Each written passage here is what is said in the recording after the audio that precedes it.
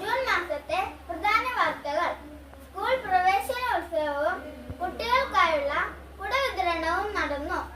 ഭൂമിക്ക് പച്ചക്കുടിയൊരുക്കാൻ പരിസ്ഥിതി ദിനത്തിൽ സെന്റ് ജോസഫ് അരീക്കമലയിലെ കുട്ടികൾ.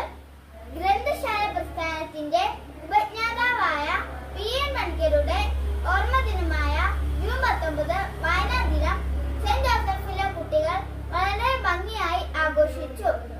കുട്ടികൾക്കിടയിൽ ലഹരി വ്യാപകമാകുന്നതിന്റെ ആശങ്കയിലാണ് Keralam.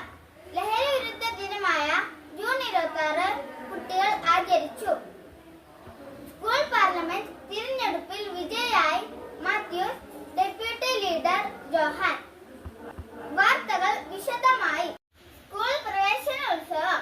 Areekkamala saint Joseph LP. സ്കൂളിൽ നവാഗതർക്കായുള്ള പ്രവേശനോത്സവം school manager father Joseph Puthumana ഉദ്ഘാടനം ചെയ്തു.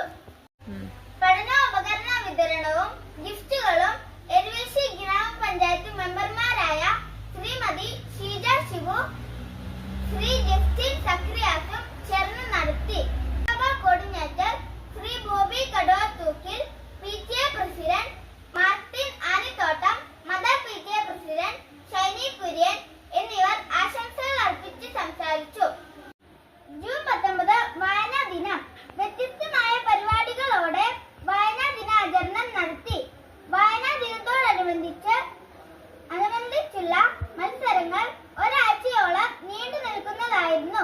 അക്ഷരത്തിളക്കം, ചിത്രരചന, കയ്യെഴുത്ത് മത്സരം, ക്വിസ് മത്സരം തുടങ്ങിയ മത്സരങ്ങൾ കുട്ടികളിൽ വായനയുടെ പ്രാധാന്യം വളർത്തുന്നവയായിരുന്നു. എരുവേശി ഗ്രാമപഞ്ചായത്ത് പ്രസിഡന്റ് ശ്രീമതി മിനി ഷൈബി വായനാ ദിനം ഉദ്ഘാടനം ചെയ്തു. വാർഡ് മെമ്പർ ശ്രീമതി ഷീജ ശിവു അധ്യക്ഷത വഹിച്ചു. ജൂൺ 21 അന്താരാഷ്ട്ര യോഗാ ദിനം.